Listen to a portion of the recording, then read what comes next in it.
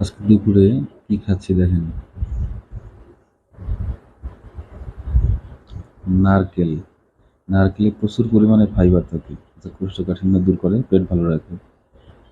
এরপরে হচ্ছে মালটা, প্রচুর পরিমাণে ভিটামিন সি থাকে, রোগ প্রতিরোধ ক্ষমতা বাড়ায়।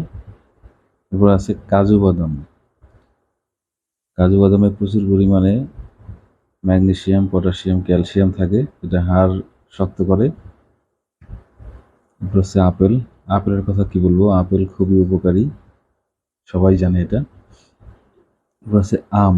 আমে ভিটামিন এও আছে, ভিটামিন সিও আছে।